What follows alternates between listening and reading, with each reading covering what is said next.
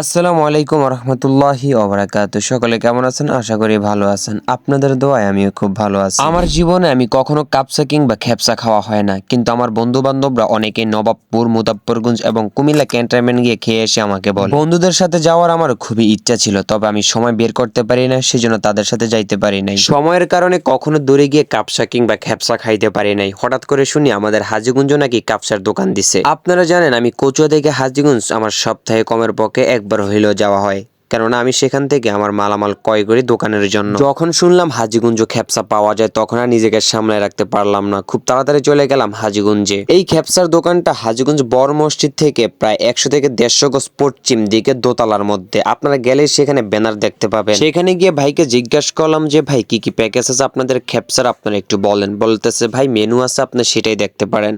তো মেনু দেখার পর যেটা আমার চয়েস হয়েছে, আমি যেটা দিয়েছি হাফ, যেহেতু আমরা দুইজন ছিলাম, হাফটাই দিছি, পুলটা দিন। হাফটা নিছে আমাদের থেকে 700 টাকা করে। জিজ্ঞাসা করলাম যে ভাই আমরা কতক্ষণ ওয়েট করতে হবে, বললো যে ভাই 30 মিনিট ওয়েট করতে হবে। লক্ষ্য করে দেখি আমাদের পিছনেই এখানে বন্ধু বান্ধব অথবা আপনি যদি অনেকজন মানুষ আসেন, 5 থেকে 6 জন, তাহলে এখানে নিচে বসার মতো একটা স্থান আছে। সেখানে আমি দেখি কিছু ছাত্র ভাই বসে আছে। তাদেরকে জিজ্ঞাসা করলাম আপনারা কতক্ষণ বসে আছেন। ওনারা বলল প্রায় 1.5 ঘন্টা ধরে বসে আছে। এই কথা শুনে তো ভাই আমার মাথায় হাত, এতটা সময় আমি কিভাবে সেখানে কাটাবো। আমরা যাওয়ার 5 মিনিট পরে ওই ছাত্র ভাইদেরকে খেপসাগুলা দিয়ে দিছে, সাথে আমাদেরকেও দিয়ে দিছে। তখন অনেকটাই খুশি লাগছে। বলছিল 30 মিনিট লাগবে, বাট আমাদেরকে 10 মিনিটের মধ্যেই দিয়ে দিছে। তবে আগে আমি বলে নেই, আমি কিন্তু খেপসা কিংবা কাপসা আমি এই প্রথম খাইলাম জীবনে। এটার স্বাদটা আমি কখনোই বলতে পারবো না কেমন।